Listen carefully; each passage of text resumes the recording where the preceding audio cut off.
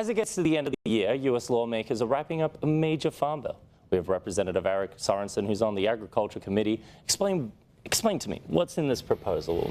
What's coming up on this? Well, one of the things that we have to look at, sitting on the House Agriculture Committee, is that every 5 years it is essential that members come together in the Agriculture Committee to put together a 5-year farm bill.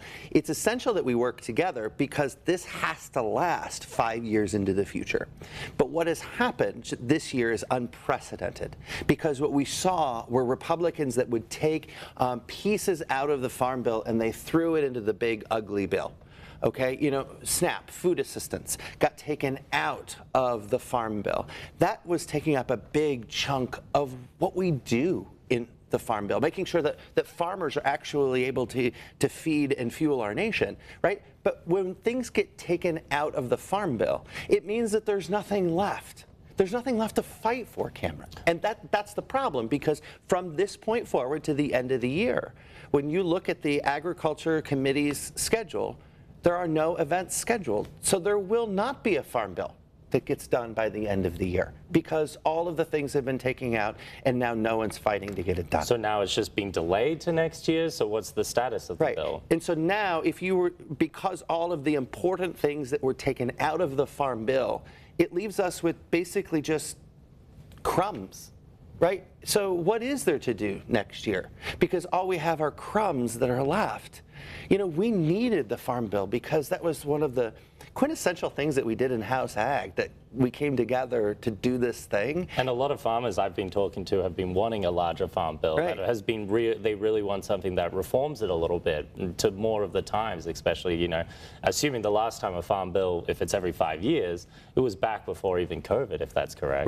Right. No, you're exactly right. And you were out on the farm in Tazewell County, when I was out talking with a constituent, Opie, and he was doing these new innovative things on his farm because he needs to do what's right?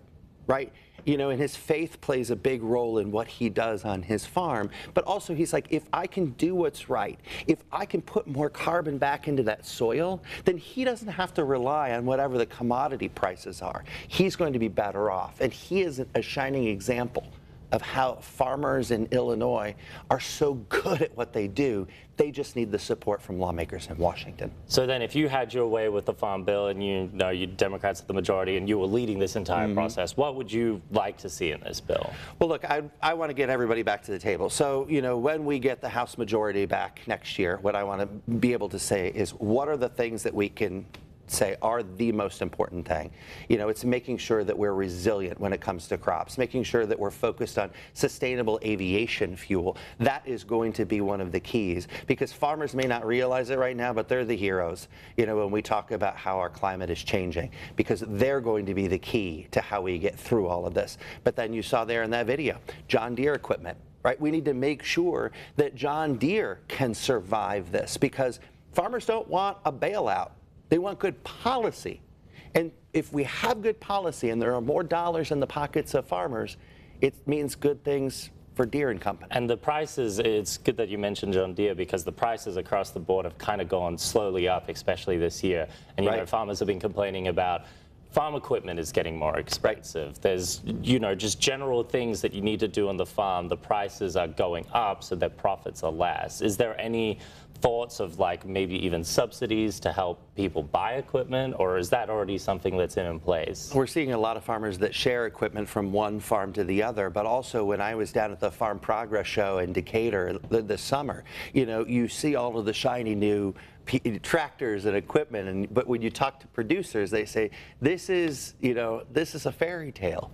We want to be able to buy this, but we're going to need good policy so that we have the capital to invest in new equipment. The thing that is shocking to me today is, you see the new green and yellow on the screen, but I look at some of the farm tractor auctions that went on. The old-fashioned 1950s Oliver tractor, that your great-grandfather had on the farm, and now families are being forced to auction it off because they're running out of capital. We need to fix this. Our agriculture system is broken, and we need to say, screw the politics of Republicans versus Democrats, and let's do what's right by our producers. All right, thank you so much for breaking that down. Appreciate it. Good to be with you. All right, next up, we will have a U.S. Senate candidate explain why they wanted to run in the race. But first, we'll have your local weather authority. Stay tuned.